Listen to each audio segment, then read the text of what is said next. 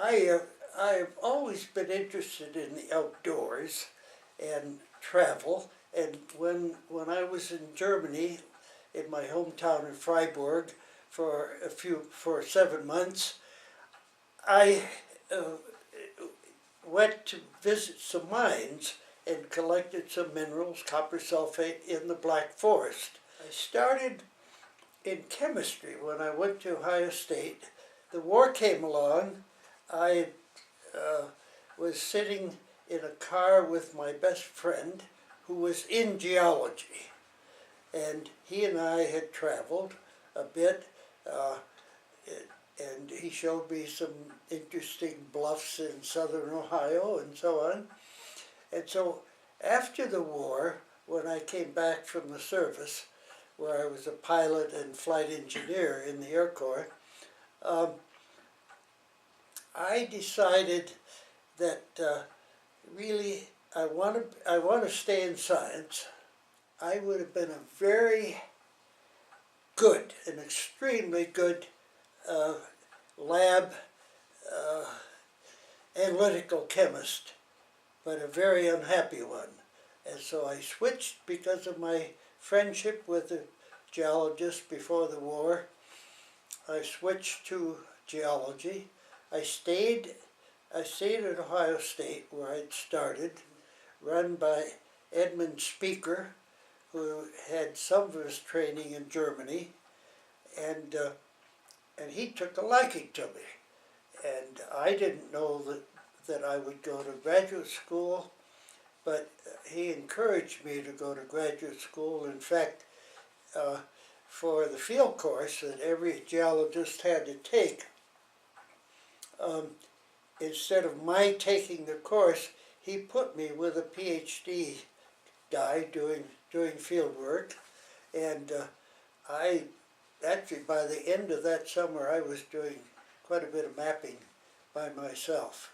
So I did my PhD there, mapping what turned out to be about a quadrangle just east of the Tinney district in central Utah. My mentor, Ed Speaker, encouraged me to join the Geological Survey. And first job was in Missouri with a project for Defense Minerals Administration, DMA, and I was put alone with a company who had a loan from the DMA, and just to see that they were spending money, government money properly.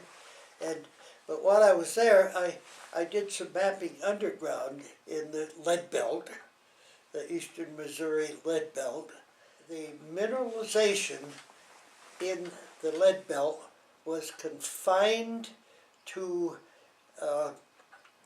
what they called the lower gray zone of whatever the formation was called, was a limestone, where that zone was thinner than in the unmineralized area. The conclusion I drew was confirmed by the abundant stylolites through the limestone. Mm-hmm. First time I'd really done any minerals work, do the Republic project. And I was project chief there. I did a quad and a half, including the Republic quadrangle, and then published a bulletin on the quadrangle. And perhaps the most important thing that came out of that work was that the age of mineralization. Some new people came into the Republic district and found the Golden Promise gold deposit. The time of mineralization was important. It showed where the pre-mineral rocks are rather than the post-mineral. I really wanted to be closer to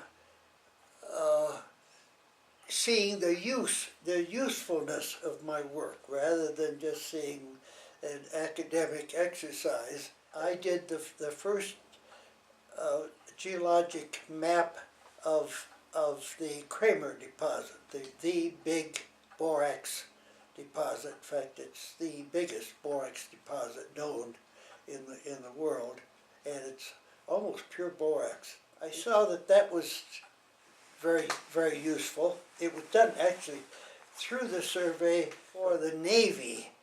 The Navy thought that borate compounds called boranes, in which boron substituted for carbon, could be used in jet engines to get a tremendous burst in power.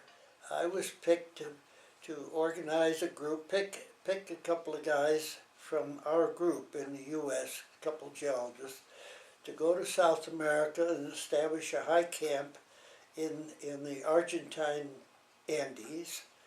We had a camp at about 12,000 feet and map with plane table and sample the borate deposit, the bedrock borate deposits there.